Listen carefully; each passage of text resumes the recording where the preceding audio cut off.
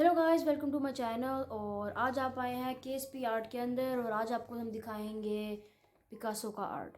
ये पिकासो का आर्ट जो है आपने देखा होगा, ये बहुत ही मशहूर है दुनिया में। अगर आपने कहीं भी देखा होगा इस आर्ट को कि ये जो है पिकासो ने जो है जितने भी काम किए हैं ना, उनमें से one of the best art इनका ये है।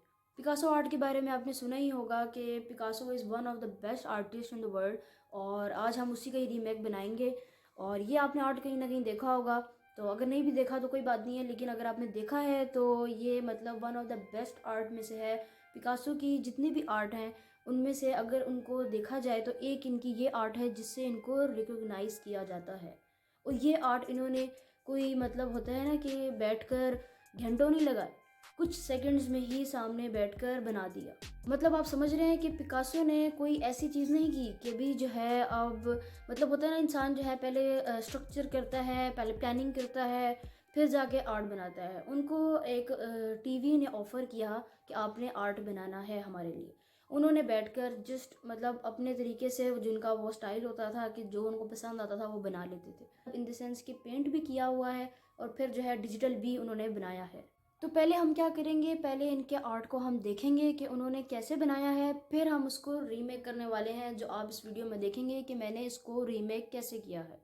तो इस वीडियो को एंड तक देखिएगा। और अगर आप पिकासो के बारे में जानना चाहते हैं कि वो कैसे आर्टिस्ट थे, वो क्या करते थे और उनको इतनी ज़्यादा क्यों पॉपुलैरिटी मिली, तो इस वीडियो को एंड तक लाजमी देखें।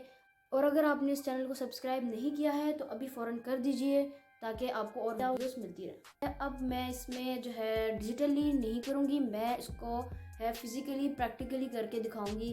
मैं मार्कर यूज़ करने वाली हूँ, मैं पेंट्स यूज़ करने वाली हूँ, मैं जो है कुछ पेन्स यूज़ करूँगी, लेकिन डिफरेंट तरीके से यूज़ करके मैं इस आर्ट को बनाऊँगी। जो पिकासो पहले बना चुके हैं उसका मैं अब रीमेक करूँगी। पिकासो जो हैं वो one of the best artist के नाम से जाने जाते हैं। इन द सेंस कि पाकिस्तान में अगर जिस तरह साद कैन है एक बहुत बड़े लेजेंड, ठीक है ना, उसी तरह ही पिकासो है। जिस तरह उनकी भी फाउंडेशंस चलती हैं उसी तरह पिकासो की भी फाउंडेशंस और उनकी जो प्रोडक्ट्स हैं वो भी आज मिलती हैं। उनका आर्ट भी आज भी जो है सेल होता है अगर कोई अच्छी बिटिंग करे तो। इन्होंने अपनी वैल्यू को पहचान कर अपने आप को कुछ बनाया। और बहुत कम आर्टिस्ट होते हैं जो अपनी वैल्यूज़ को पहचान जाते हैं। सही टाइम पर जो पहचान जाता है वही आगे कामयाब होता है। अगर आप अपनी वैल्यूज़ या अपना जो है अपना एक जो होता है ना कि आर्ट नहीं समझ पा रहे, आप अपने अंदर को नहीं समझ पा रहे हो, तो आप बाहर कुछ भी नहीं कर सकते। और वही चीज़ उनके आर्ट में भी नज़र आती है कि उन्होंने अपने आर्ट को उसी तरीके से लेकर चले हैं, ठीक है ना, एक लेगेसी चलाई है उन्होंने। इनके साथ भी कुछ इसी तरह हुआ कि जिस तरह हमारे साद कैन के साथ हुआ, पाकिस्तानी आर्टिस्ट साद कैन के साथ भी ऐसा ही हुआ था कि उनको वक्त पर लोगों ने नहीं पहचाना कि वो कितने बड़े और कितने अच्छे आर्टिस्ट हैं। लेकिन वक्त के साथ साथ फिर जब ज़ाहिर है लोग आपको रिकग्नाइज़ करते हैं तो फिर पहचान जाते हैं। लेकिन आपको पता है कि पाकिस्तान में तो ज़ाहिर सी बात है यहाँ पे डेथ होती है तभी इतने बड़े आर्टिस्ट को पहचाना जाता है। उन्होंने पहले ही इस आर्टिस्ट को पहचान लिया कि इसकी कीमत क्या है। After 30 to 40 years serving in art, Picasso ने एक अपनी वैल्यू डेवलप की और उस चीज़ को एक रखा कि भाई मेरी ये एक इमेज है, मेरी इतनी वैल्यू है और मैं अपने आप को वर्थ करता हूँ। और उसी की एक कहानी मैं आपको एक स्टोरी टेलिंग में ही बताऊंगी। जो उनका एक बड़ा मशहूर जो है उनके साथ एक वाक़या हुआ कि एक शख्स आया उनके पास और उनको कहा कि भाई मुझे आप अपना एक आर्ट बना कर दें। पिकासो ने कहा कि मैं जितने भी पैसे आपसे कहूँगा वो उतने मुझे देंगे। तो उन्होंने कहा हाँ, आप जितने पैसे कहेंगे मैं आपको दूंगा, लेकिन आप मुझे एक अच्छा सा आर्ट बना कर दें।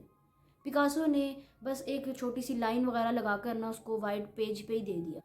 और उन्होंने इतने ज़्यादा अमाउंट भी उनसे ले लिए वर्थ के तौर पर कि भाई मैंने आपको इतना बड़ा आर्ट बना कर दिया है तो आप ये ले लें, जबकि उस आर्ट में कुछ बस लाइन ही थी।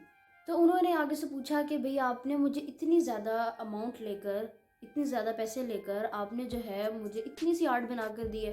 तो आप अगर जब पिकासो का जवाब सुनेंगे ना तो आप हैरान हो जाएंगे, जैसे मैं भी हैरान हो गई थी। तो पिकासो ने आगे कहा कि जो है ये जो आर्ट आपने मेरे से लिया है, जो आपको छोटा सा लग रहा है, मैंने इतना कुछ नहीं किया इसमें, इस नेम को अगर आप दुनिया में लेकर चलेंगे तो इस नेम को बनाने के लिए मुझे 30 ईयर्स लगे थे।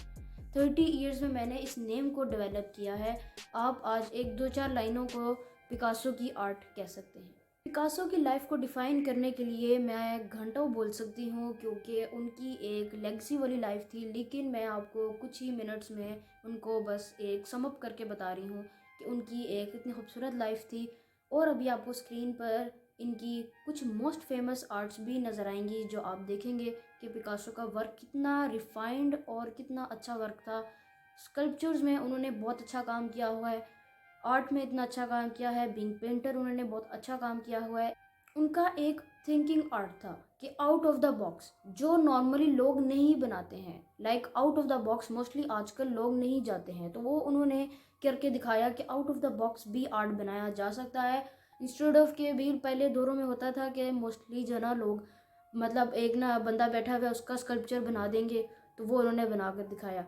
लेकिन जो मोस्टली पेंटिंग में होता था वो ये होता था कि मतलब पोर्ट्रेट्स हो रहे हैं या डिफरेंट नेचर की आर्ट्स को बनाया जा रहा है, या फिर कोई सीनरी दिखाई जा रही है। लेकिन जो है